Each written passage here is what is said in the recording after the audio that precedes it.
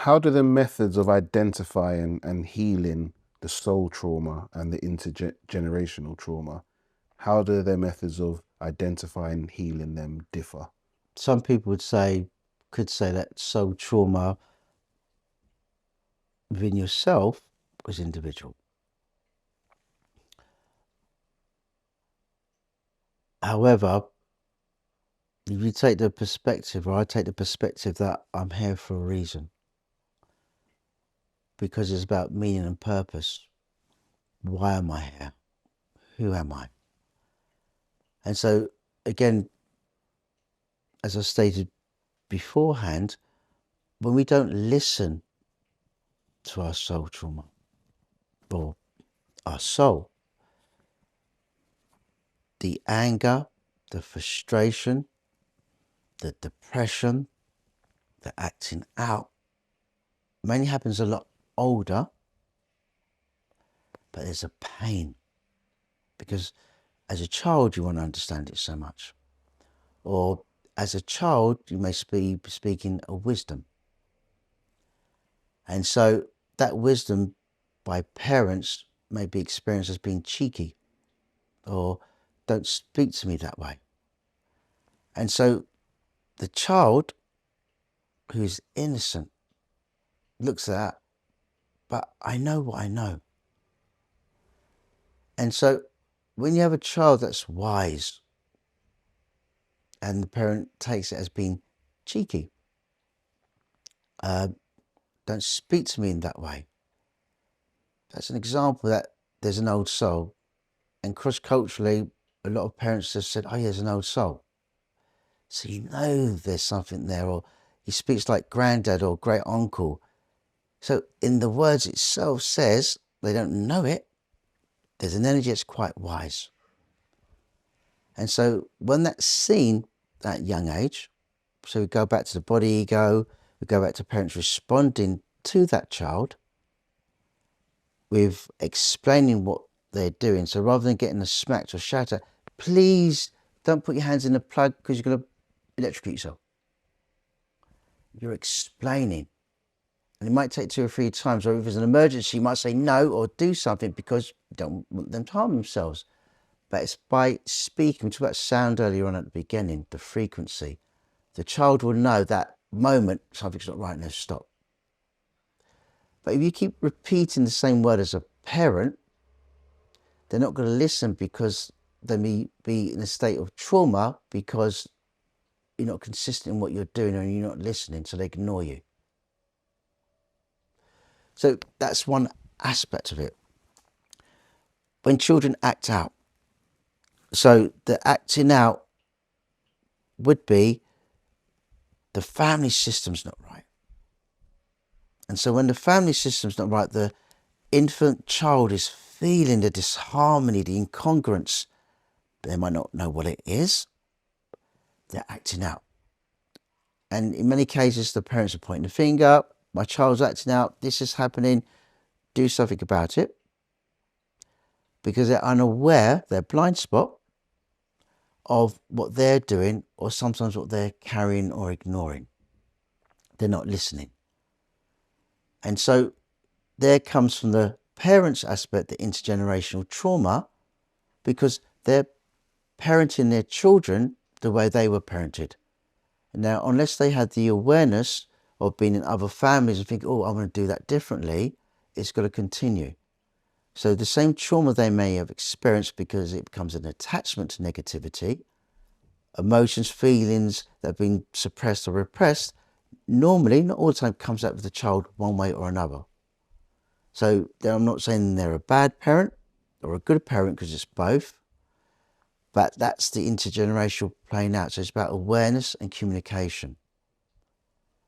And so when we look at the soul trauma, if a child's aware of who they are, sometimes they might not know, but they've been seen, all of a sudden they're working on something, and somehow energetically, because that's how we move, the mind's programmed to be in the same relationships as mother and father or grandparent. And so we're naturally, it's hardwired to pick relationships in a similar way. So here's your intergenerational trauma, Because what happens, the soul, or the lack of disconnection from the soul, you're repeating your environment. Mhm. And so that's the intergenerational aspect happening. And so when clients come here, children, teenagers, adults, what you begin to see when you give the language and the understanding, non-judgmental, not criticizing, and you explain in a way, all of a sudden there's time for openness to that. So again, it's about laying the foundations of confidentiality, rules, so they can feel secure and safe. So it's about boundary. Again, go back to the baby. So as a therapist, psychospiritual teacher, it's the holding. So when they're ready, they can begin to open up and express what they're going through. So families normally begin to see things, and I say, well, let's see your family tree, what's happening. Yeah, this is what happened, that happened, or oh, do you remember that happened when I was a child, or oh, this happened when my son was born, this, or all of a sudden you're beginning vibrations that become stagnant in the body can begin to move. There's a vibration that's moving, shifts happen because you're not staying there. And so in that place and space of time, things begin to shift because of an awareness. Now again, it's about language, and again, we're talking about frequency. So when you give children, but the parents always have to do the work, the tools to communicate, respond, listen to what the other person says without judgment, and what we say talking from the I, or this is my experience. When the other can hear that without, you did this, it doesn't come across as an attack, even though there's lots of wounds there. And so all of a sudden, all this pent up feelings and emotions, whether it's from the child, the parent, or what's come from the ancestors, begin to explore the unconscious, the trauma, to open up, relieves things from the field, what we call field, or let's say quantum theory, because there's emergence. And so when we begin to lift these blockages, these traumas, there's a shift in itself. And so when we're flowing in meaning and purpose, and we have an awareness to express how we're feeling, and the other could begin to respond, that reparative process in the family systems begin to heal. Because we've been seen, we've been heard. And so that soul becomes more aware, so less trauma working for the trauma, so you have more access to what you're experiencing in that moment. Mm-hmm. So we look at all the prodigies in the world, or there's a lot of people connected, don't realize it because they just think it's normal. And they're using all their gifts or qualities to do something in the world. But saying that in a distortion aspect, when traumas haven't been processed because it's about balance, we may see powerful people in the world, and they may be using their gifts in a more disastrous, deconstructive, degenerative way as having a negative impact in the world or in their families. What signs might a person notice in themselves or their family that point to intergenerational trauma? To me, and what I see cross-culturally, let's say workaholics, again, addiction, drugs, all the abuses in that way. Children acting out, parents shouting, snapping because they're triggers. But again, these are things that have not processed. If you come from a person of colour, we say denial of the soul, which I mentioned earlier. And so parents not connecting to who they are. And so if we look at the system, what's happened with, say, George Floyd, if we look at the system of Me Too, Brexit, when we're not seeing our behaviours or we're not happy, it comes out. Deeply, the soul, I'm telling you, this is who I am. No, you're not. It's not racism. Why are you treating me different from that person. What have I done? I want to be like you. I want to have straight hair, or I want to dress and be like you. And so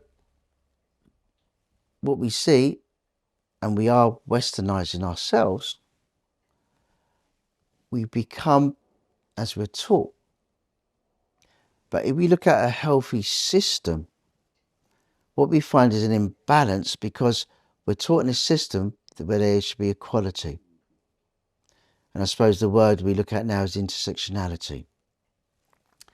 So I go to school, I'm being like you, but I'm being bullied for how I look, whether that's redhead, black, size.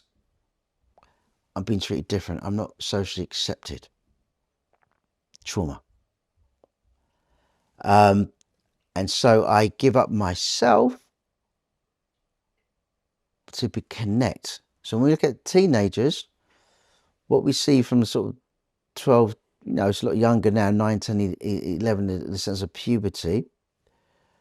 What we see is if we don't have a foundation at home, we go to look externally. But that's also a process where children begin to find their own tribe, connect with the right people. But if they haven't had a balance at home or outside, then the behavior becomes self-harming, or staying in my room, or whatever that is for that child. There's something there you need to process. Some could come from a birthing process they're unaware of. But normally it's passed down the generations again because it hasn't been explored. If a child's been, let's say, experienced abuse at home or even outside and they're scared to say, you might see their behavior become very promiscuous, or stealing, or eating issues, or there's so many because it's there. And so it's very difficult. But it could be road rage. It could be something disrespected because they're carrying an anger and a rage that's there. Some people don't realize why they're carrying something. And so you begin to explore it all. It's a depression. Yeah. So it sounds like the soul trauma and intergenerational trauma are heavily linked. They tie into each other. A lot of what you said is relating to referring to children, but I'm assuming it all seems relevant to adults as well. From what you're saying, it's the foundation that's laid as a child that then affects, how you act and how you respond to things as you get older, as an older child and as an adult. Is that right in saying that everything you're saying about children between 0 to 7 applies to adults, or is there a slight difference in the way that the trauma manifests or the way the people react?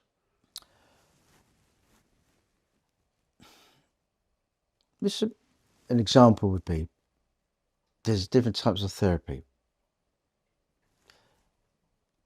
And what I'm seeing now, which is, again, what you just mentioned, there's a foundation. Now, someone could be born into a family that's really loving, really supportive, and they're good. Yeah? Not had any trauma, had a good life, doing well. And then all of a sudden they have a relationship which is negative. And all of a sudden they're getting abuse. Yeah?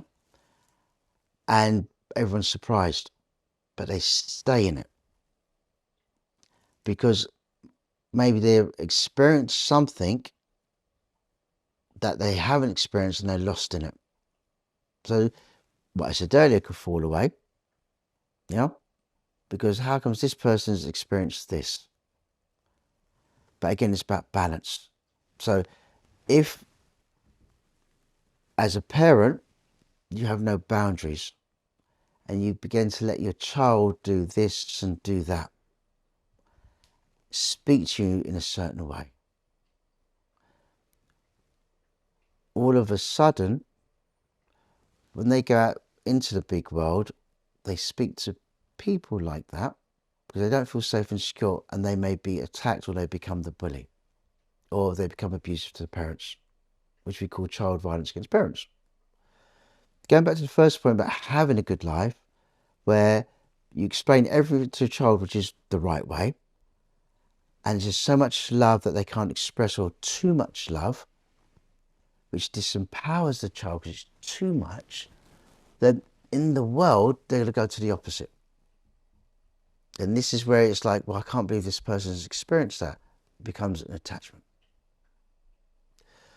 But going back fundamentally, when I mentioned the Thomas Yeomans in Holland, you had people with that good lifestyle. So what happens later on within the body system, an illness may appear depending on what you believe, psychosomatic. And because again, it's not being seen. And that's the point. Or not following your inner voice. And we know in religious contexts or concepts, everyone's seeking for something. Now, I think it's in Viktor Frankl, one of his books, Meaning Searching for Man, what he realized in a concentration camp, that those that had a meaning, even through the atrocity that they went through, somehow survived. When you go to America, there's a book called Coming of the Prophets, and there's lots of stories in there, and they're mostly healers, psychotherapists, psychologists. And what they say, the ones that escaped, listen to that intuition. And so there's an aspect where we don't listen, or we may listen, but there's a lack of integration. And we can see that in some music stars. They write great music, do great things, or even actors. But we see there's a drug dependency or alcohol dependency. So even though they have everything, what you're seeing is a trauma. So they're gifted, but they're carrying something that they haven't deeply, innately worked through.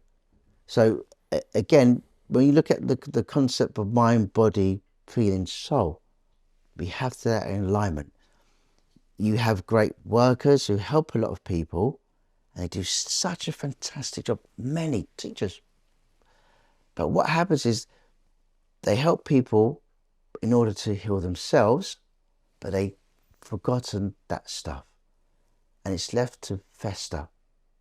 If we leave things that, like mold, if we don't see them, if there's a mold patch, I don't tear it, what's going to happen?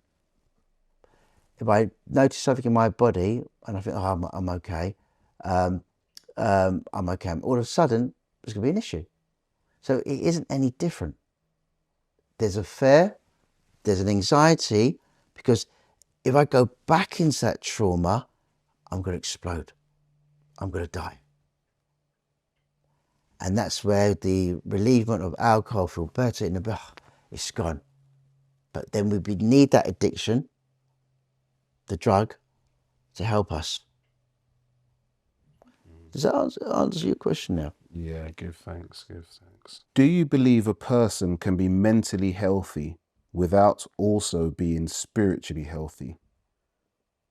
Explain your reasoning behind that, and also if you can define what it means to be spiritually healthy, and what can someone do to nurture their spiritual well-being? When we look at being mentally healthy, we're looking at resilience. So the protective factors of being mentally healthy is exercise, having a meaning and purpose, having coping strategies, having people you can talk to, and a goal. So within those concepts, when you can express how you feel, it's good because it's coming out of you. When you're able to exercise, let steam, let anger, let stress out of the system, the positive aspect of that is serotonin, endorphins are being pumped around the body. So it's a feel-good factor. We know that. when you go back to childhood, children play and play and play and play. Naturally, they don't want to come home because they're releasing anxiety. Natural phenomena.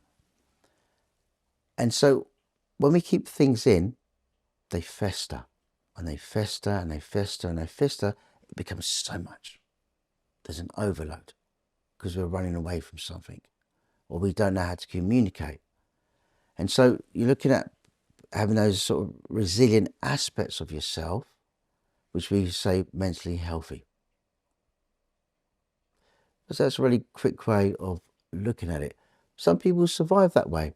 So again, for some people, let's say scientists, when they write books, they're not spiritual, they're not religious, but they always use quotes that are very spiritual.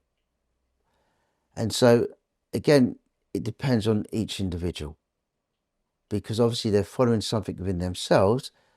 They're not calling it religious. They're not calling it spiritual. For them, it's normal. So when we look at the concept of transpersonal integrative therapy or psychology, when we're connected within ourselves, it's something that the process goes through across, beyond and through. And in that, it's something that we're also interconnected with because it goes above, beyond religion, culture, identity, who we are. It's just a connection. So some people may not have a name for that. But again, they're following something within themselves. You could say they're largely happy. Sometimes we don't know the spiritual aspect of that, but if someone's not spiritually connected, what you see between the ages of maybe 50, some people could be 40, 60, 70, there's some sort of crisis where they may have had a wealth. I mentioned about the cancer patients in Holland, which proves that when you're not connecting to who you are, your spiritual well-being degenerates because you could have the wealth, you could buy everything, but you're not happy. Why? And so it impacts people maybe later on from that aspect. Now, the question about spiritual mentality. Yeah. What does it mean to be spiritually healthy? And what can someone do to nurture their spiritual well-being? Right. So when we look at society and traveling to the West Indies, Africa, and other Asiatic countries, what I always see and observe, especially those who are in poverty, is the smiles on their faces. And you see that everywhere. I mean, if it's true, Christopher Columbus, when he went to the Americas, what he wrote in his book was they came smiling with big white teeth, the happiness and joy. It'd be easy for us 50 men to wipe them all out. Fact. So when people are born within a system of nature, there's warmth, there's something that within themselves is alive. Children more generally are born happy. So again, that spiritual well-being develops again from the home life or being at home from the cradle of society. Because whatever trauma they go through abuses, everything we have in this country and in the Western countries, so Western world, that somehow there's a smile on their face. How do you describe that? To someone who has everything, go to good schools, has a good life, yet they're depressed. They're not happy. They go on holidays. And so, in that context, they're connecting to something inside of them no matter what they're going through. So you have to look at that question in itself and extrapolate, what does it mean to be a spiritual being? Because we all are. We all are. Now, when we have an awareness and we don't listen to it, it's going back to now intergenerational trauma, soul trauma, because it's there to help us through pain and suffering, to give us that foundation if our parents can't give us that foundation. And there's a disconnect. It's painful. However, as I mentioned earlier, artists may have people who are expressing that spiritual energy through their music or through their clothes. When I was young, I was depressed. I went to take my life several times. But my essence came out in my colour. It came out maybe in my response to people, the mischievous, the cheeky comment, as a fight. Because the essence wants to emerge and grow and flourish. Because we're here as an energy, we have a purpose. So when people don't have a meaning, a purpose, or a goal, and they don't know where they're going, you can see that with them spiritually dying, the depression, the anger again. People who abuse or, keep it quiet because that's what they have as an attachment.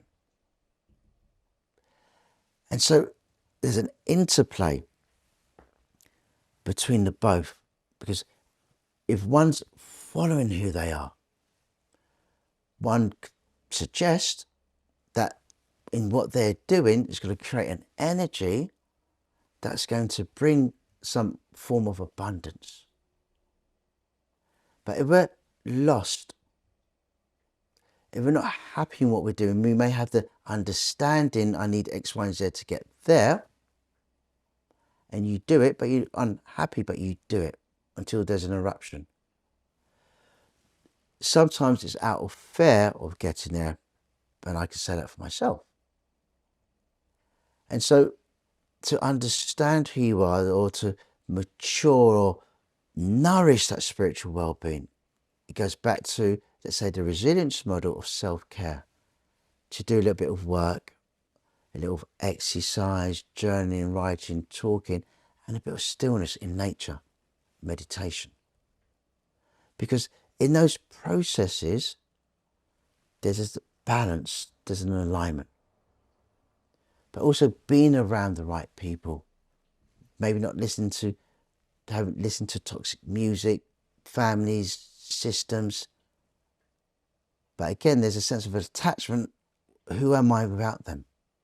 Or there's a loyalty. So what happens internally, there's a cognitive dissonance because there's a fight. You know what's right, but your personality, what language you formed in those environments is pulling you back. And so there's a mirror in society that says, if you do X, Y, and Z, something happens. So again, it depends what you believe to what you know is your truth, because everyone's truth's different. Everyone's here for a different experience, different meaning. But working with young children, especially teenagers, they're experienced that mentally they're not well. And in most cases, I think they're quite wise. They're the ones that are different. And there's no understanding from what's around them. And so, again, the work is to name what's there and really work to mirror those aspects of their personality, again, giving them experience of who they are. But it takes time. And so when they begin to experience who they are, their spiritual maturity, well-being changes. So a lot of young people, now that I've worked with, who've attempted suicide, what you see over a period of time, because it's not short-term work, there's a change. But they're reconnecting to who they are but unfortunately the parents are unable to do it. So there's a rejection. Why can't they do it? But because their parents haven't been seen. And it doesn't matter what social background or culture group you come from, that is the same experience. So when we look at the soul trauma, I think it's really important to bring it back here because it's both. Culturally, you have people of colour who are not being seen, not being heard, and you have the parents who are adjusting to Western society traditions, which is not where they come from. So those that are born in those countries, especially Africa, you see this joy because that's the cradle of humanity. The Egyptians, the monuments, there's a process. But that process of connecting to your ancestors or who you are has been taken away. And so when we look at spiritual well-being and mental health, and we know statistically with certain culture groups, there's a natural disharmony, mental well-being, because I can't be who I am. And so this is when you look at in the sense of going into crime, lack of education, because I'm not going to be happy there because I'm treated differently. So now it becomes a collective, where it's unconscious and conscious process that mentally I'm not going to be well, spiritually I'm not because this is how I'm treated. So whatever happens internally, the disempowering or emasculation, especially of men, I can't move outside. Or I'm watched, they think I'm going to steal, or I'm this, I'm that. And so then you've got to look at the collective consciousness of humanity and its message to people like us. Now, the important aspect of Western culture or Caucasian culture, and I come from a very mixed background in that way, or they would say white privilege, but I'm going to use the word intersectionality because my work is to give people the tools to have soul awareness, soul consciousness to make that choice. It's really important, young and old. So at this juncture, if you look at 0 to 7, that's who we're going to be. And if trauma's not worked through, alcohol, addictions, behaviour issues, for everyone, okay? Now, there's something called a doll experiment, which happened in the late 50s, 60s, and again in the 70s and in the 80s, and in 2019, an Italian one. Now, in the doll experiment, you had a black doll, white doll, blue eyes. In all the experiments that have happened, the children of colour have always seen the white doll, blue eyes, as good, positive, perfect. They want to be like them, mainly. And the black doll is negative and bad.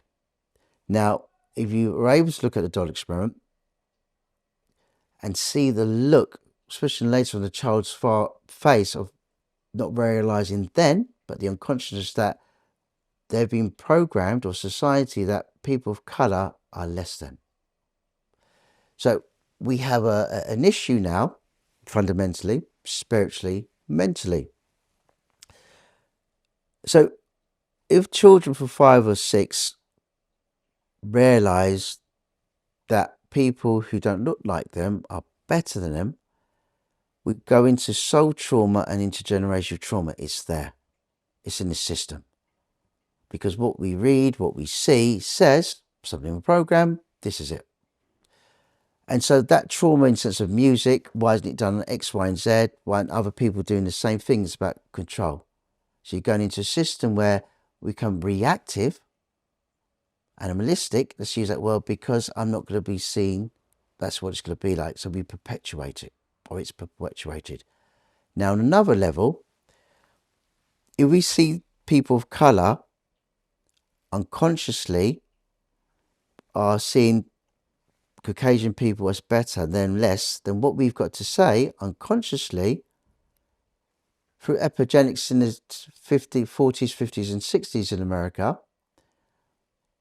white people being programmed to see people of colour as less than, it's going to be very challenged for a person, a white person, white brother and sister, to understand that. Because it's got to work both ways. You can't be one without the other.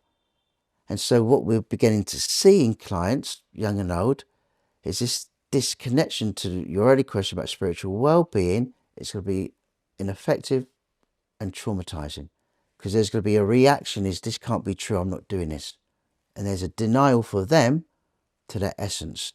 Now, the reason why I'm making this an important aspect, is I'm writing a book at the moment called Integration of Integrity and Integration of Intersectionality, because it's unknown.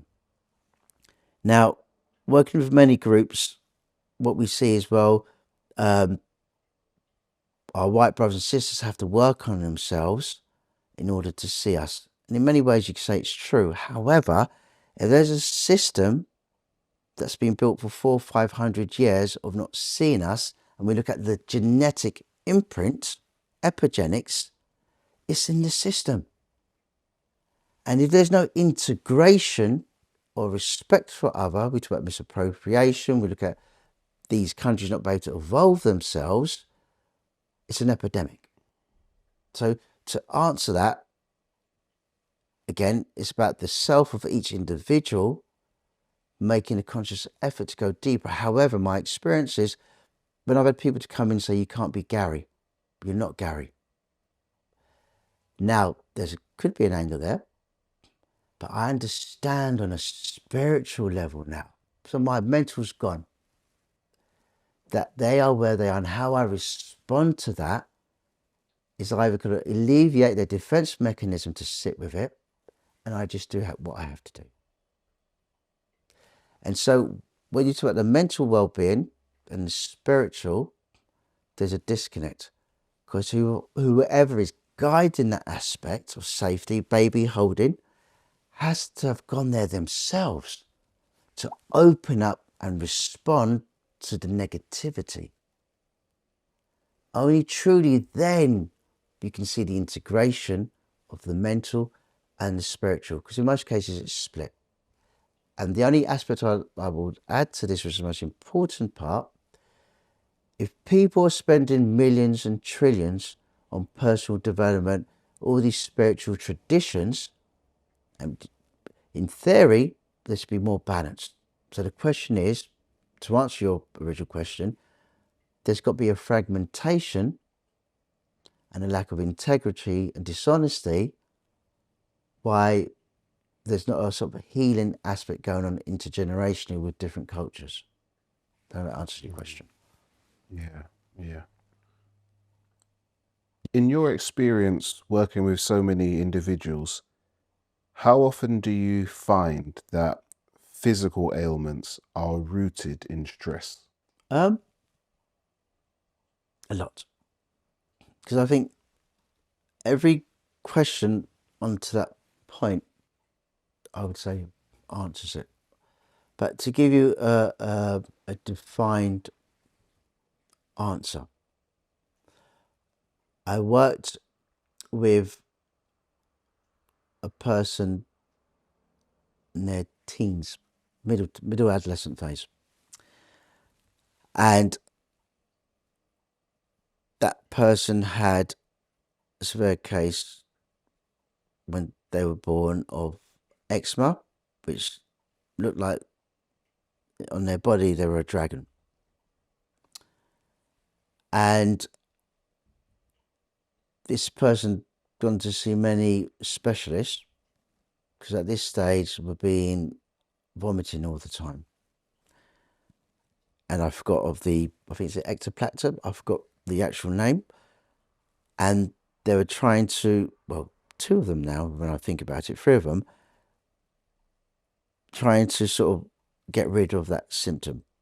So what we're seeing there is two things. The eczema came up as well, but not as bad. But going back to the birth, I always go back to mothers, what happened in the womb, what's the stress, what's going on. And you see a lot of things happening from there. And so when this person was born, again, lots of stress, mother to the child. Well, I'd say it's a few of them. And where the parents went back to work, the mother did after a while, the stress at home, and I see that a lot with families. And the child was unhappy. So we have something, again, we mentioned intergenerational trauma, stress. We talk about both family lines from where the parents come from as well, comes through here. And that's always been there. So it's something that was unconscious. And again, when you mentioned the behaviours, it could be different from each other person. And so with this person, it's very stressful, very talented, very creative, arty, all of them, when I think about it, because we look at stress, how it comes in different ways. So we look at taking your life, attempted suicide, becomes overbearing. This one, it came out being sick all the time. And so all the interventions were made, psychiatrists, psychologists, it was still there. And so when we began to explore the trauma, I think between 14 and 17, 19, some of them, so I'm just giving you the age range. And we pulled it back and worked with the, different models with the individuals. All of a sudden, the sickness stopped. Well, the sickness stopped, the vomiting. And then when we looked at the eczema, that stopped. But again, it had to be held. The parents were given tasks of doing such as triggers. So the screaming, shouting, tense, trigger the child. So you're looking at that simple process as one. There was a young child I worked with, very wise, very intelligent. And I think there's lots of children who've been born with this intelligence, and they had a vision of being born and then blood everywhere and certain things that were happening at the family home. Now, when we mentioned earlier about PTSD, I mentioned about the baby pertaining to hear music, do certain things, and they can remember it. So this child was 9 when I worked with them, 9, 10 when I worked with them, and coming from a stable background, in the sense of no stress, in the sense of poverty or anything in that way. But this reoccurring vision of blood and certain things being around happened when they were born. So again, the stressor or the scream, whatever they observed or experienced, again, is in the system. And when it's not worked with, it's going to have a negative impact. So, but also there's food, isn't there? But the body relates to what's going on. So where we have time to listen to, I feel a bit stressed here. What am I going to do? Let me go and get checked out. But with emotions, with lots of children and adults, it's repressed or suppressed because of trauma. It's too painful to work with at that time. But after all, again, it comes out in all the addictions or abuse, which I mentioned earlier on. So it's there. Children might act out even more as a child, screaming, shouting, being volatile towards parents, acting out at school, to certain people. It's different. But that's the stress, and it's a build up over time. So you mentioned something just now. How can people learn to listen better to what their body is trying to tell them?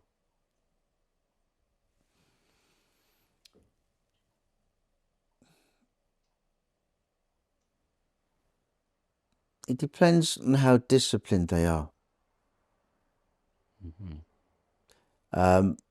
And they're able to listen to that intuition. So we go back there again. Because there's a gut feeling, which is more of a physical, biological process when something doesn't feel right. We feel it. I mentioned earlier the heckles. You go in a room, something doesn't feel right. And it doesn't necessarily have to be your family. You go to someone following me. Energetically, you're feeling something. Or something's happened, something just hits you there. It's physical to make you stop and realize something's not right, or I'm not going to do that.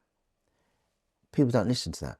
So in that line of work, it's about, well, what happened? What was going on? What was your thought process? What did you feel? Oh, yeah, I felt, there you go. So what do you think would happen if you listen to that? Oh, this one, there you go. And that voice, was it? No, it wasn't. And I always get so angry when I don't listen to that voice. I start getting angry, even more angry. So I wish I listened. And again, it depends on the environment. Parents doesn't listen, or the teacher doesn't listen. So we don't listen to what's going on unless we trust that wisdom within ourselves.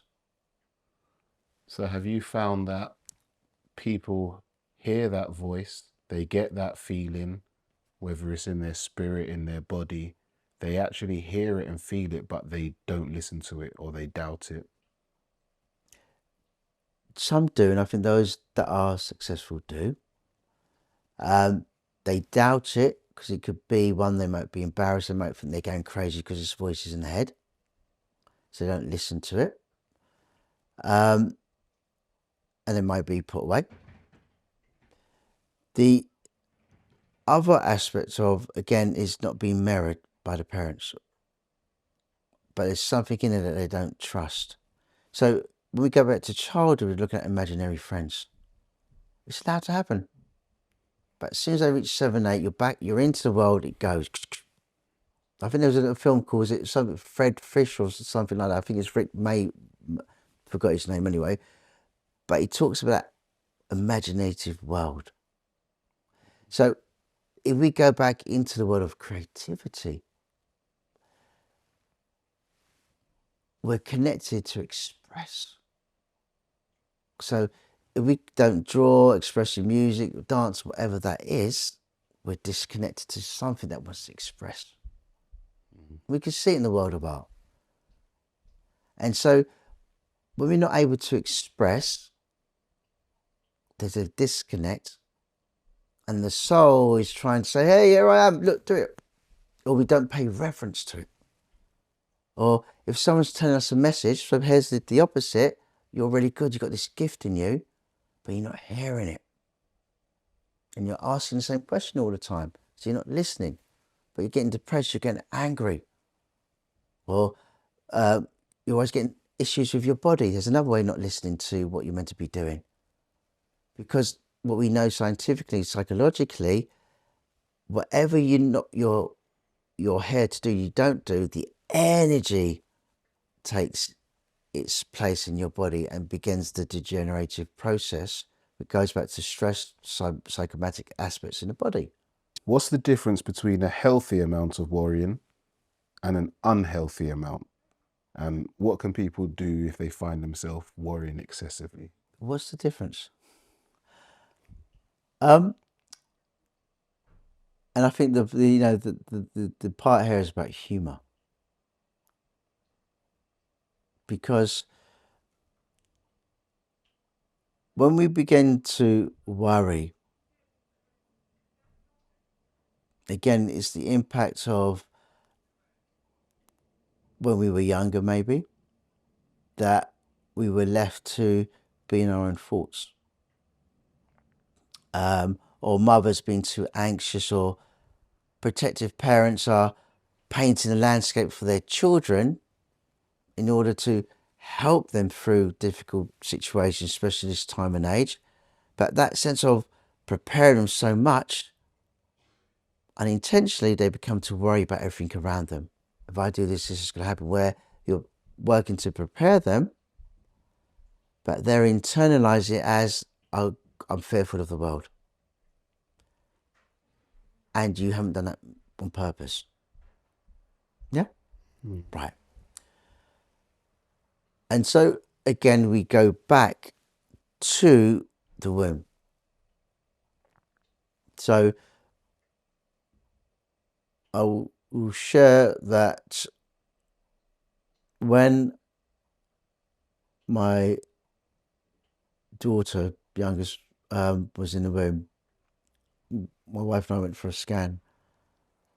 And I didn't go for a scan, but she went for a scan. I went with her, the humour here. Now, we were told that she might not live. And the worry, the anxious, my wife was quite anxious. I think I was anxious because of my own trauma. So, and there was a worry. So we named her Felicity Ariel. Felicity means happiness, joy, and Ariel strong as the rock of Zion, the Jerusalem rock. And I have to say, my wife's like, I want a baby now, I want it now, I'm getting old. I was like, no, we've got time, no, I want it. So that sense of now. But the way that she wasn't going to be there, and the emotions and everything else was true. Now, when she was born, we didn't know, £11. £11, huge, oh my God. And, huge baby. And so when she was born, she was screaming straight away. Ah! Now, and I was like, you got to feed her. Here's the anxious father. You got to feed her. And the surgeon said, oh, I think she's okay.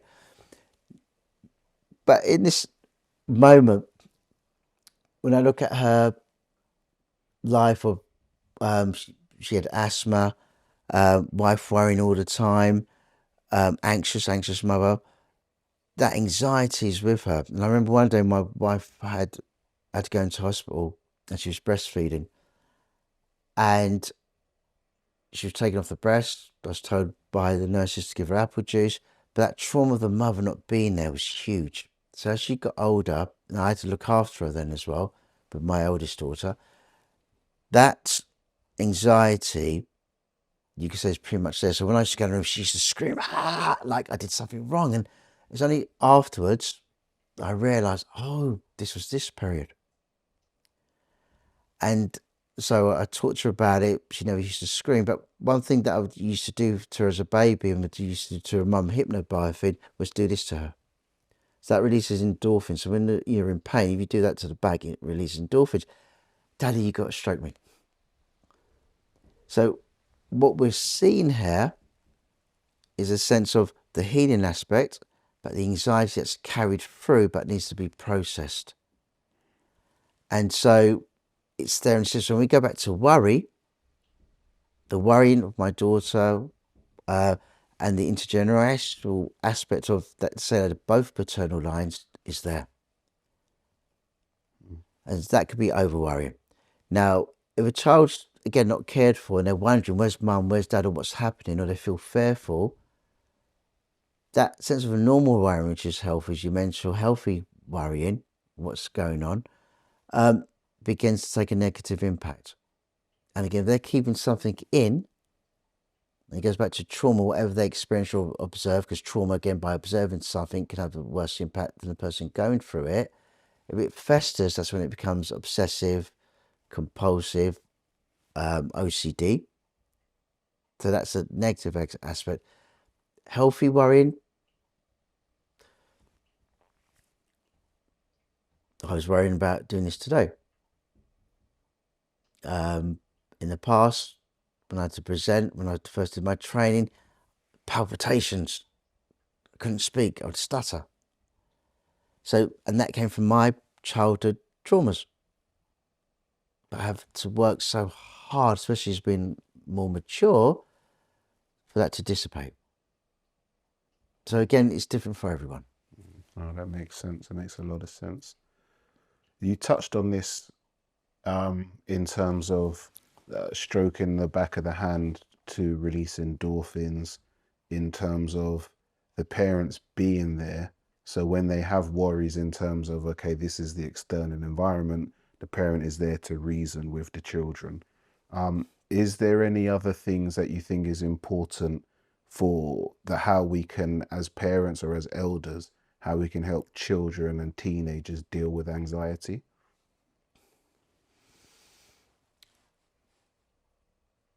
They deal with anxiety in healthy ways. Well, I mean, before I go into it, there's good anxiety and not so good anxiety. Okay? So, good anxiety would be, well, let's say worries, but I wouldn't say worries. The anxiety of presenting or doing something. Now, when you haven't had that much good experience, that sense of anxiety, you may contribute straight away to negative anxiety. So that individual is not able to have discernment, so it takes them to a place of trauma. So here's your trauma, could be intergenerational trauma, anxiety, fear again, because there's no disidentification from what that is.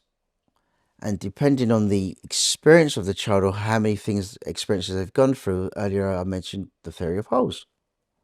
So when it becomes an enmeshment, and where maybe you've believed you worked with one, then there's another layer of anxiety.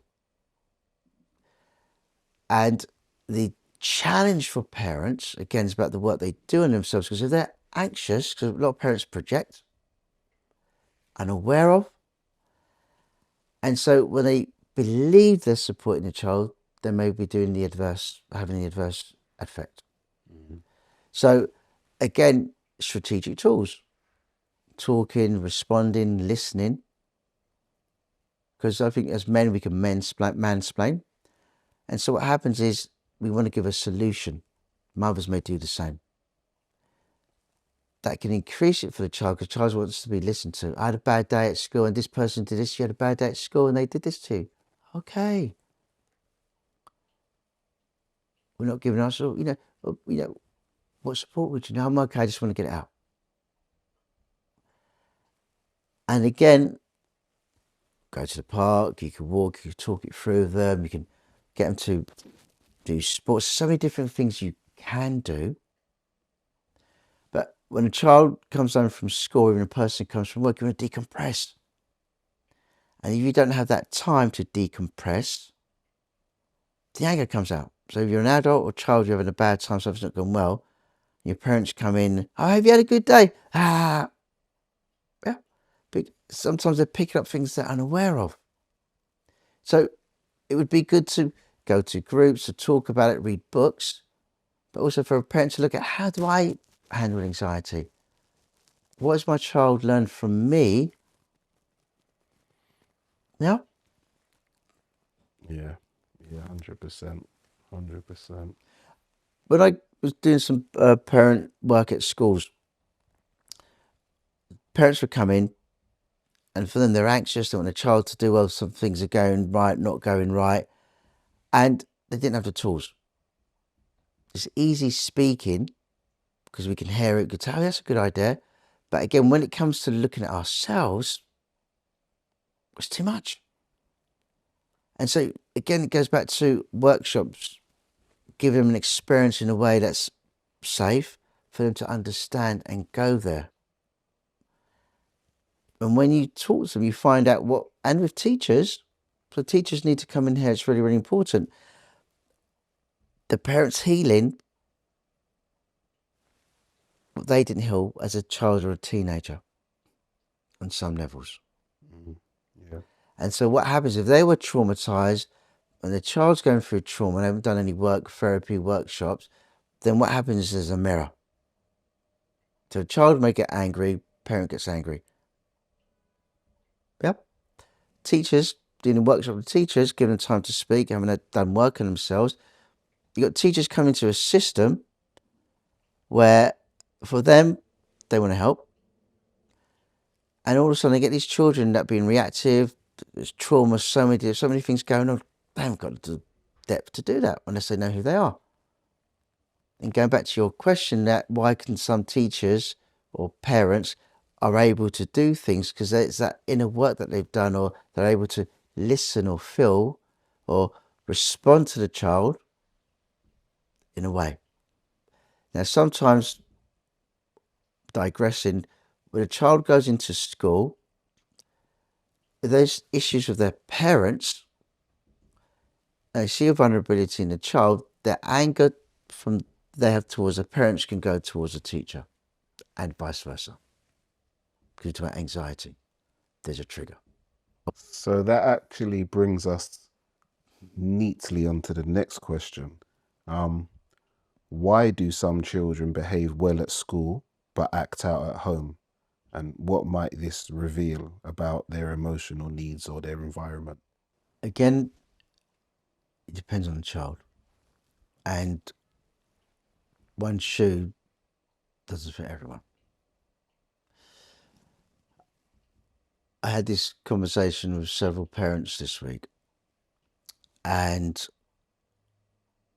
what I said to the parents, that they can understand why their child is so good, respected at school, and at home they don't experience that. And what I said to them, you should be very happy that your child is observed and seen that way. That means you're doing a good job. Yeah. Now, and when the child was being angry at home,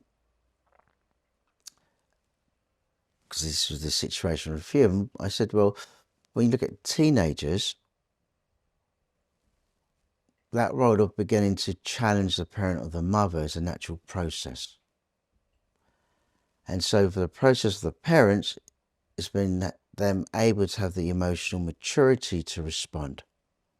And so when you look at boys, especially, but now we have to say girls, because the balance of the masculine and feminine and what they observe in films and tellies and music is bring that toxic masculinity and femininity out. We're going to park that, but just leave that there now. And so the child, because there's a sense of hormonal puberty kicking in, everything's going on, the sort of pruning, myelination part of the brain, which is another level, because they're carrying so many different emotions, feelings, some they're aware, some they're not aware. They need somewhere for that to land. And the safest place for that to land is at home. And so if they're able to do that in the right way, and there hasn't been any long-term abuse from the parents to the child, whichever way is good or bad, let's use that concept, then that altercation, I'm going to use it because how the parents receive it, is healthy in one way. It only becomes abusive when it becomes physical. Now, in many cases, old traditional parenting style is would be, oh, you're very lucky that when I was a child I got smacked and hit for that. Now, a lot of African being people will say, yeah, well, it done us no problems, and it did for those individuals. But the opposite way around, when these children were harshly punished, there's a sense of fear at home. That anger, that rage got projected into school.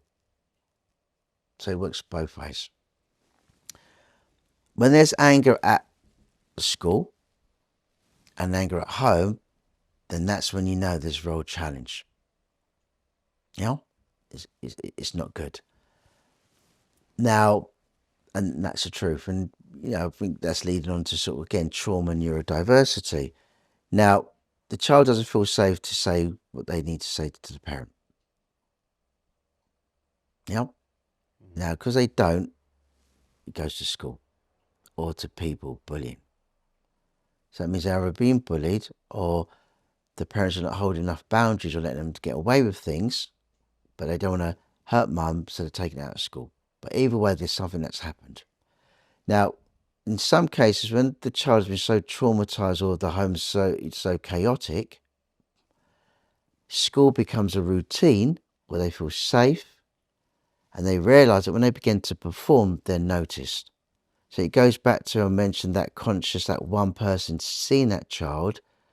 And so all of a sudden that essence, the soul, could come out and do what it needs to do. Why is it important for parents to understand the neuroplasticity of the brain during puberty? How can this knowledge help them better support their children? I answer that backwards. So last question. I think parents need to attend parental workshops or read books. I think on YouTube there's great videos that describe what's happening to young people when they are hormonal change at puberty. And so when you look at the sort of neuroplasticity, which we find now, obviously it extends. What happens is when we look at the 0 to 7 I mentioned earlier on, so you're looking at suppressed and repressed feelings. So what happens at that stage, all those feelings and emotions, we could talk about intergenerational stuff as well, begins to merge. Now, in old spiritual traditions or in the churches, we look at 12, 13 rites of passage. Yeah, whatever tradition it is. So in the old days, they would go away and work through whatever they're going through in order to declare, to set them a new, giving them a clean slate moving forward. We don't have that so much in this society, unless you're fortunate. Okay? So what happens within that brain part of puberty, the plasticity, what happens is there's a pruning stage that begins to happen. So all the memories that maybe that are not used, you can say sort of fall back. And sometimes a child that's really good at something loses what they have, normally year 7, year 8, and it becomes negative and they turn it on themselves. But they will get it back. It's good. The brain's going through a stage, transitional process. But also what comes in is all the unprocessed anger feelings that the child carried from the womb. It's coming out as a confusion. Now, at this stage, we look at attachment, because the body's changing, the feelings, the thoughts, I'm different. Now, in one of William Shakespeare's sonnet, he talks about these young, wily, God forbidding children who are drunk, acting out. It's just normal. It's a normal process. But there's not enough education to help them with that. And so with the children, especially at these times, they mention things to do with the past. And as parents, we tend to forget it. My experience, working with many people myself. And so what happens is they bring it up and the parents, oh, that was in the past, what's wrong? But the child's trying to heal something. And so for you to begin to understand whatever's gone on that's forgotten emerges, and the child might not be aware. So it's about giving space to respond to them when they're going through that process. Identifying your triggers as a parent and thinking, right, how can I respond differently? Talking to your child about the processes. Because what I hear, I'm a teenager and this is what we do. Seriously? There's trauma there. There's a misunderstanding, a lack of self-confidence, self-esteem. So again, when we go back to resilient factors, resilience, it's making sure your child's active, making sure you listen to them, making sure they eat well, and just really being there for them in that process. That's the simplest way of putting it down. But a lot of parents take, and sometimes we all do, get triggered and the anger comes out. But this is a stage where actually how you respond to your child to release past traumas is the way that's going to set them further on. So earlier on I said 0 to 7. Yeah? If we don't work on ourselves, or that's who we are mentally. But now at puberty, you have another point, an entry, and I think it's 18 or 19, because they begin this narcissistic shield around themselves, okay, where you can work with them by responding, talking, doing things with them, which will maybe could eradicate those early traumas just by in this process. If we react with them and the external environment reacts to them, what happens is you can say there's a coagulation of negative behavior that becomes stagnant. And so their point of reference in that moment is going to be negativity, toxicity. So you can look at, I'm not saying in all cases, but majority, because we see it now, that's going to be how they are. So it goes back to the intergenerational trauma or even soul trauma, where this repeated behavior begins to take place and set. I think you can change at 18 or 19. Yeah. And again, depending what's in their social world. So if they don't feel that connection with the parents, or the parents are working all the time, there's no support network, because they're going through this change, they want to be seen, they want to be heard. What happens is they begin to get pulled out by people or systems that's not good for them, because they don't have that foundation at home. And it would be the same with the school system, where They're maybe angry, scared, or anxious, which leads on to sort of neurodiversity and trauma here, where it's actually a reaction and they don't have the words to articulate or understand what they're going through. And so in our inner world, what we begin to see, this is a bad teacher, this is this, and it could be true, because they don't have the words, they can't emotionally, not able to self-regulate, it comes out in that way, aggressive or not listening or not paying attention, then the teacher reacts because they're triggered by something. So they're on anxiety, teenage stuff. And then you have this system where this child is always the bad child. And energetically, when we look at field theory, and this negative, it just builds up. So they feel it when they come in. Mm-hmm. Yeah, there's a lot for parents to meditate there.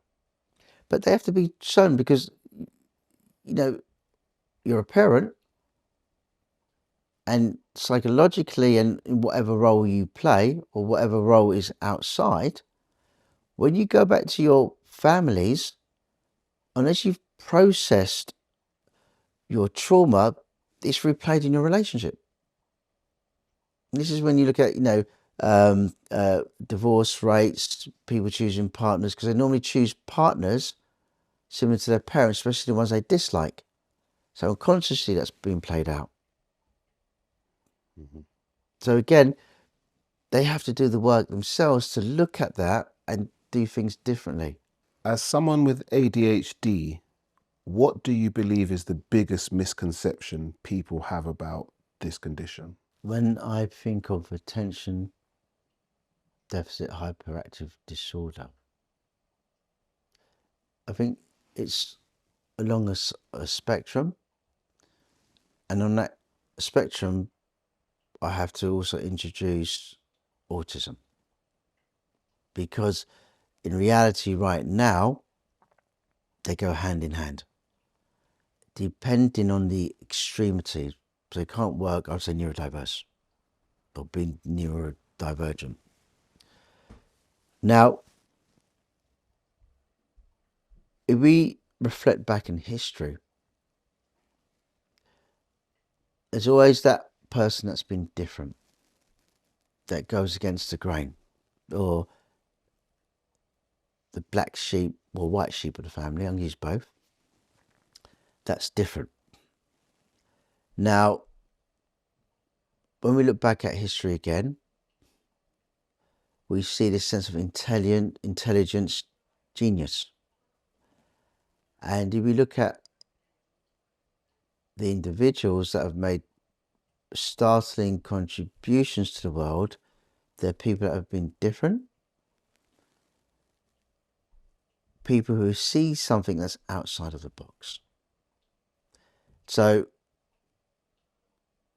they're here to do something that's different, to bring a balance to the system. Now, culturally, if we look at the technology that's put us where we are today, majority of everything of how we survive comes from people of colour. And I have to mention that because what we're beginning to see a high level of children of colour and children in general, because we're talking about a soul and spirit being born from meaning and purpose here, so therefore it goes beyond colour, is that gifted aspect of them is suppressed and repressed. And so that energy has to come out in the sense of anger, frustration, but also learnt behaviour. Now, there appears to be a strength of people with these conditions and not. And so when you can't express why you're here, and you're not able to use your senses, whether it's with your legs, your arms, your mind, thinking, thought, creativity, and you can't be expressed, that anger inside becomes like a raging bull. We can see it in schools now. And what we see with people with ADHD, when they're passionate about something, they can focus. And so the work really would be is how can you use that energy, that template, in the other aspects of their life to find that balance. And there's many ways you can work with them through drawing, colouring, giving them space to understand what's happening to them on a physical, biological, neuroscientific aspect for them to understand, to begin to adjust. Now we go back to learned behaviour. If you're in an environment that's not conducive, that's aggressive, what happens is you become that behaviour. So if you have autism or ADHD, a bit neurodiverse, that trauma could exacerbate those gifts that the individual has. But it's going to be the learnt behaviour that exacerbates the condition. And there's a disparity with diagnosing these qualities too early, because trauma, so we named in the ACEs, sexual, physical, domestic violence, emotional, physical neglect, poverty, all this, as their symptoms can mirror neurodiverse conditions. So there needs to be a separation of what is and what isn't. Now, I've worked with young people, 15, 16, whose parents have just been naturally responsive to them. Boom, boom, boom, boom, boom, boom, boom. And they're doing well. But it comes to a point, 14, 15, maybe 13. But again, where the anxiety, the eccentric aspect of them comes out. Normally they're good at something. Yeah? Or they're lacking concentration, can get angry, social anxiety. So you've got to look at the components of why it's happened, why it's happening now. Is it the trauma, or is it actually they were born with it, but the parents did such a good job and they're learning good behaviour that it's taken at this point to manifest?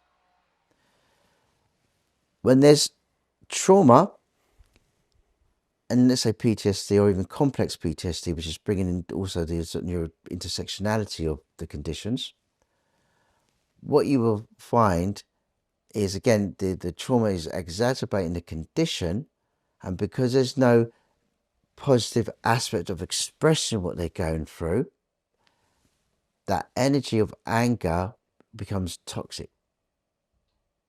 And the defense mechanism that they have becomes embroiled into make-up stories, repeating promiscuous behavior, boom, boom, boom, boom, boom, boom, boom, it happens. So you can see right now in this system, there's lots of challenging young people, child violence against parents, which goes back to boundaries, or maybe not understanding that they have autism or ADHD, or the system's so stressed, it's an overload. We could look at the impact of food.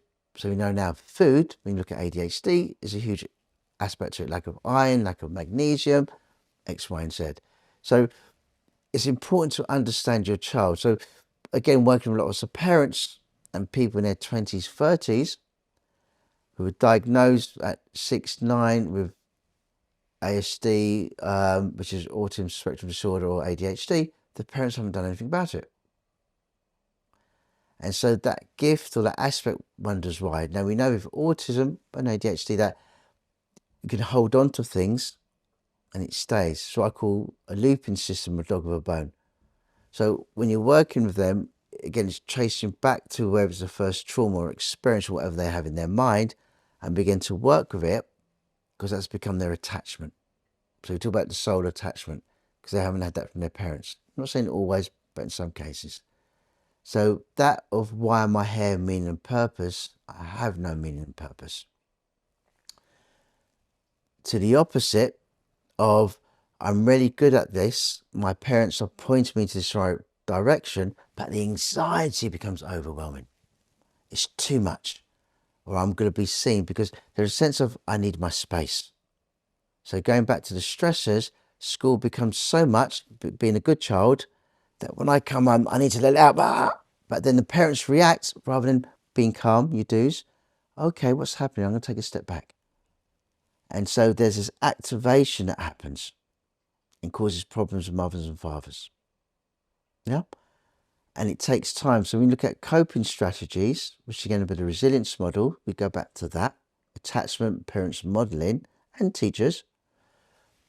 Let's try and do this. If it doesn't work, let's try and do that.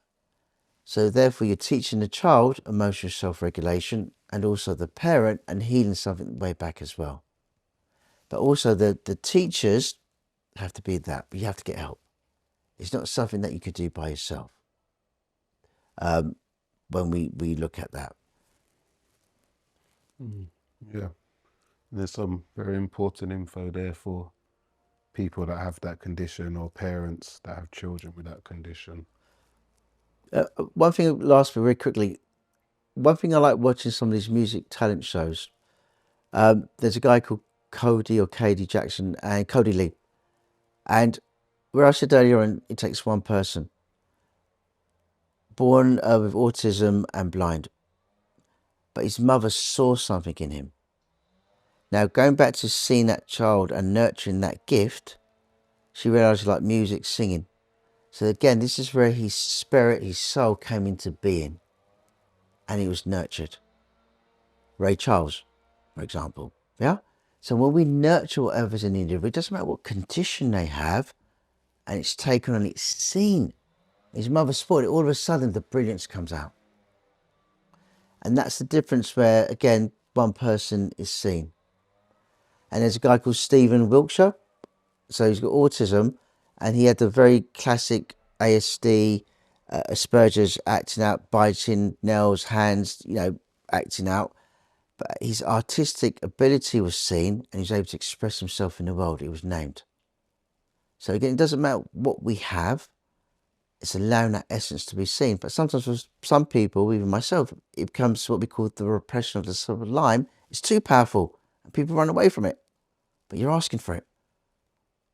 So you've got to look at the level of how it's held and how people's move forward with that.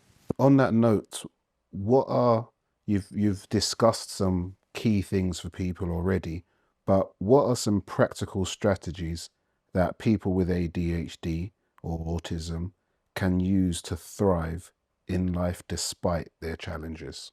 Again, as you said, I think it's about the foundation.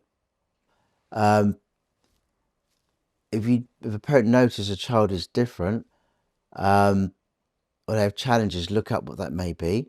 But practically, what can you do as a parent? There's lots of books, again, YouTube videos, get support, talk to teachers, friends, because you will actually notice, oh, he's like Uncle John, Mum, this person, that person. So it's been in the system. So we look at gifts and people here for a reason. When we're not doing what we came here to do, we don't have no meaning, the anger's in the system. And so you can, again, with the child being born, if they're angry straight away, what some of them are, it's because they want to be seen, they want hair to leave an imprint, a legacy. So again, it's about identifying that, how can I respond to my child? What do they need? And by this way of communication, role modeling, boundaries, do as you say, as in, I'm going to do this, son, boom, boom, boom, and do it. You're teaching them. If they do something wrong, explain what happened there. So it's working on not to be accusatory, because we do get triggered. I get triggered mine still, and I have to dig deeper. Yep, my children can tell me off, because I realise the impact of how I was parented. Some parents do the extreme, but they don't have that balance. But a child has to feel safe, healthy boundaries. And again, it's reading material, looking at your parenting styles, because it's different.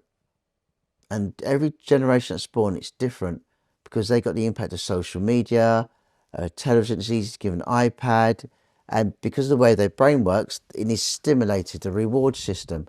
But normally it's about, because they forget things. Have you done this today? Oh, Mum, go away. They think it's a nag, and you do nag, or Dad nags. But at this time, do X, Y, and Z. So they build up a routine of doing it.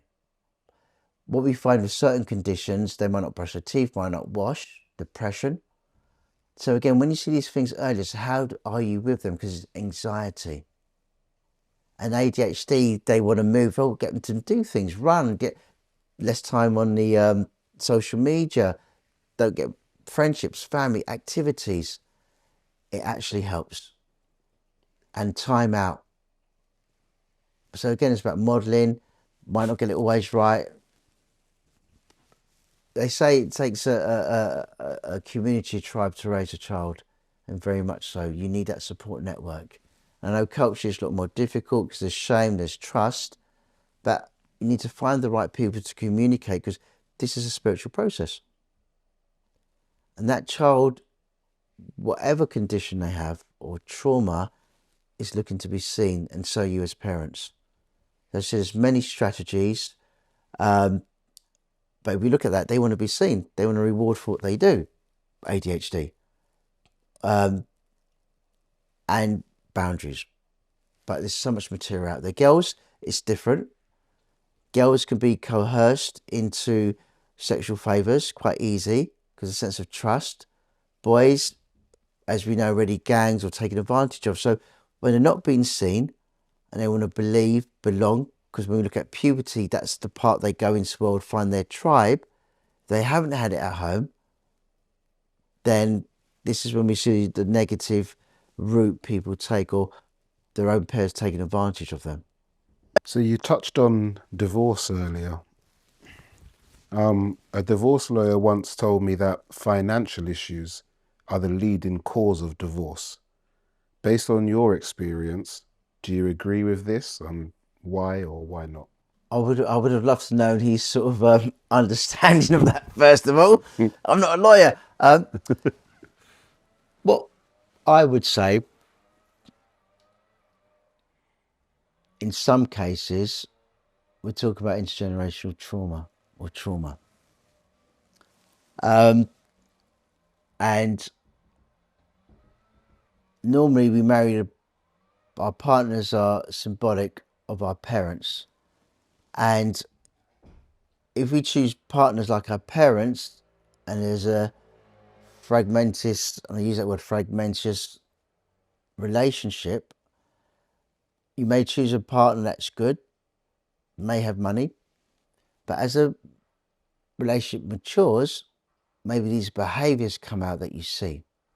Now, 20 years ago, I remember this woman, her husband, doing well, met at university. So there's a process that naturally happens depending on what I'm going to say, the middle class sector and upper class sector here.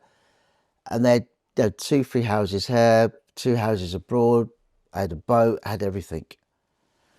And they had many children. And the person's family and his family were angry at her. This one was a wife, because they're wondering, you've got everything, why do you want to go? And so what transpired was she wasn't free, and it wasn't about money. And so again, you're looking at relationships. And another, because there's a husband who's doing all the work, financially parents, are good, and the wife's never happy. No matter what this person does or they do, so if they do, it's not good enough. The wife has free reign over everything, but again, we go back to trauma. Another situation where maybe one partner or husband's not pulling the weight, the wife's doing everything, the household, father's good with the children, but job-wise, staying where they are, can't move forward. And so the wife's like, I have to do it by myself. There's no balance. I've asked for ages, tried to help this person out, him out, loves the person, but they're in the same situation. But that partner's similar to something that happened in the parent, or intergenerational, which come through, picked a partner similar.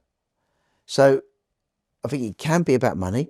So when a person's not getting what they need, or they picked a partner that's similar or not, for me, money becomes an issue where, you know what, I want half of this. It depends. There could be men or women who use money as a control to keep that person subservient. There's the physical, domestic abuse. I remember another client came to me, and even though the person was earning the money, the male took advantage of it and controlled everything. So again, it's about sense of self of that individual. To me, it looks like money, but someone's unhappy about something and they say, right, I'm going for divorce because of this. And it could be sometimes, but I think it's more about their experience and the partner that they choose, because they're not choosing consciously at times. So that's my experience. Yeah, that makes sense. So you touched on divorce earlier. A divorce lawyer once told me that financial issues are the leading cause of divorce. Based on your experience, do you agree with this? Why or why not? I would have loved to know his sort of understanding of that, first of all. I'm not a lawyer. What I would say, in some cases, we talk about intergenerational trauma or trauma. And normally we marry, our partners are symbolic of our parents. And if we choose partners like our parents, and there's a fragmentous, and I use that word fragmentous relationship, you may choose a partner that's good, may have money, but as a relationship matures, maybe these behaviors come out that you see. Now, 20 years ago, I remember this woman, her husband, doing well, met at university. So there's a process that naturally happens depending on what I'm going to say, the middle class sector and upper class sector here. And they had 2-3 houses here, 2 houses abroad. I had a boat, I had everything. And they had many children. And the person's family and his family were angry at her. This one was a wife, because they're wondering, you've got everything, why do you want to go? And so what transpired was she wasn't free, and it wasn't about money. And so again, you're looking at relationships. And another, because there's a husband who's doing all the work, financially parents, are good, and the wife's never happy. No matter what this person does or they do, it's a film they do, it's not good enough. The wife has free reign over everything, but again, we go back to trauma. Another situation where maybe one partner or husband's not pulling the weight, the wife's doing everything, the household, father's good with the children, but job-wise, staying where they are, can't move forward. And so the wife's like, I have to do it by myself. There's no balance. I've asked for ages, tried to help this person out, him out, loves the person, but they're in the same situation. But that partner's similar to something that happened in the parent, or intergenerational, which come through, picked a partner similar. So I think it can be about money. So when a person's not getting what they need, or they picked a partner that's similar or not, for me, money becomes an issue where, you know what, I want half of this. It depends. There could be men or women who use money as a control to keep that person subservient. There's the physical, domestic abuse. I remember another client came to me, and even though the person was earning the money, the male took advantage of it and controlled everything.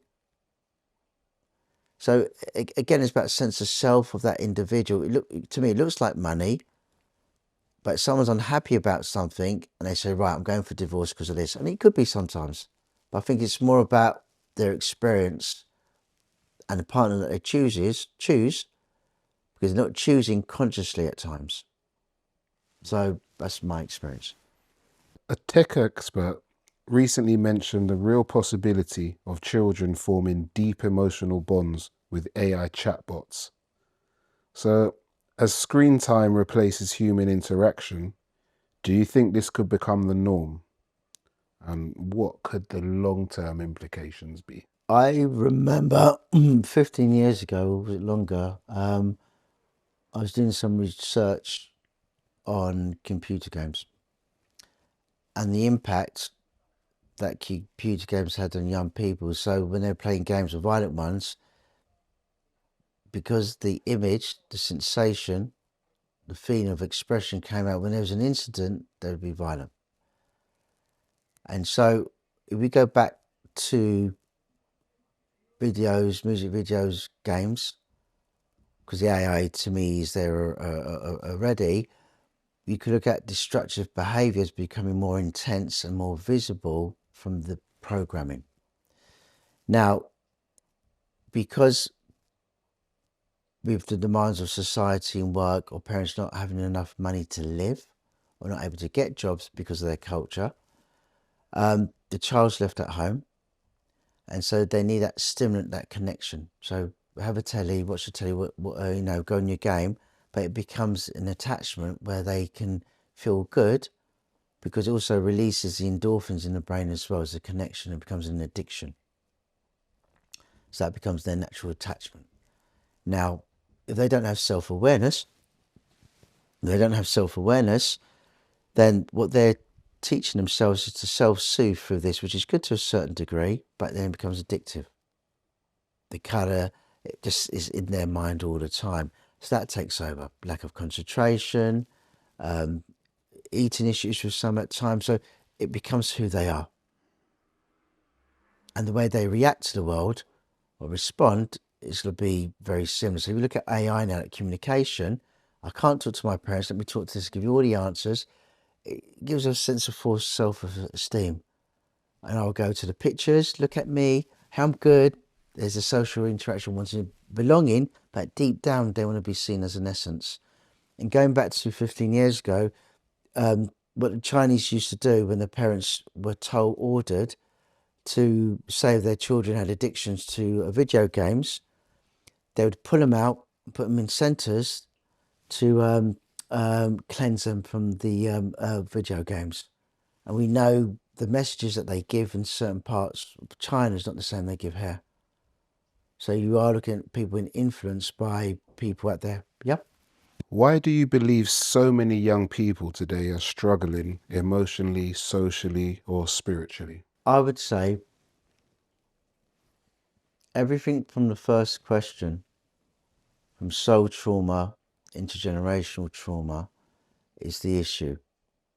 And what we see is the influx of toxicity, where parents are so stressed, teachers are so stressed, and there's not enough money put into the educational system where children are able to find space to work on their stuff, having mentors or coaches or enough sports or, say, music competitions where they can find something to express themselves. Because normally, if an individual has something to express, they're less easier to be influenced. I'm not saying it's true, but they've got something to connect with. And again, it's about community. But what we have in this system is a fragmentation through, let's say, you watch certain films and it happens. Yeah. You watch how certain artists are. So when you don't connect with your parents or have a teacher, you want to be like this person, becomes an idol. And you do what they do, the influence. So you have mass energy, which they begin to follow. And I think it's the butterfly effect, isn't it? Where they do as they do. So again, when we look at learnt behaviour, when there's not that connection, that foundation, we follow. It's not true for everyone, but we do what's energetically around. Because if we're different, we're going to be seen as we may be bullied or made fun of. Again, this is what we see in the social media. So at an early stage, I think for me, it's about working with parents, engaging with your child, having the right people around them, that they feel strong enough to be able to say something and feel that they're going to be connected. And I think very simply, that's what that is. Consequences that you draw together. If they've done something wrong, right, let's explain it, let's explore it. But again, it comes about boundaries. Parents working on themselves, open discussions, and doing things that you enjoy as a family, but also as a friendship group as well. Yeah, that makes a lot of sense. The blind leading the blind. Yeah, that was very enlightening. Give thanks. Give thanks. So you do a lot of workshops. You do in-person workshops. You do personal, individual consultations with people. I'm guessing in person and online. Is there anything? We'll have all your details in the description. Is there anything you'd like to let people know about? You know what is you do and how they can get in touch with you, etc. Yes, I have two websites. So my website is Gary Barron at ycdc.co.uk or info at ycdc.co.uk. And my therapeutic website is I think www.gbcounselling.co.uk. Now I'm doing a workshop on the 7th and 8th of June at the CCPE, and this one's for women. A lot of work I do is working with women who's experienced abuse, and normally I've been the first male they've worked with. So for the women to express their anger towards the male for the first time is something that is much needed. So they can begin to build up their self-esteem, their confidence, but also being in an environment with other women who are going through different experiences, because we live in a misogynic world, unfortunately, but to really empower them. So going back to the aspect of soul trauma or meaning and purpose, women give a lot up in their relationships for men, for their children. So it's about bringing balance, about allowing that creative aspect to connect, to heal who you are through sound healing, creative arts, drawing, discussions, so you can reconnect to who you are and where you're going in life. So again, I mean, you can call me on 07886 914 047. And also at the end of June, I'm doing a men's workshop, again for a space for men to be able to be vulnerable, to express their anger, again, what they've gone through, and again, using sound healing, meditation, guided visualization. And I'll be doing some workshops on Saturday morning in Brent.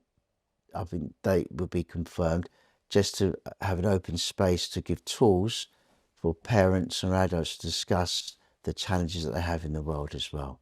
But if you look at my website, the flyers and adverts will be on there by next Wednesday. Excellent. And for people that can't make it to the workshops or are too far, they can do individual consultations if you're online. Absolutely, yeah. Yeah. Okay. Give thanks. Give thanks for the reasoning.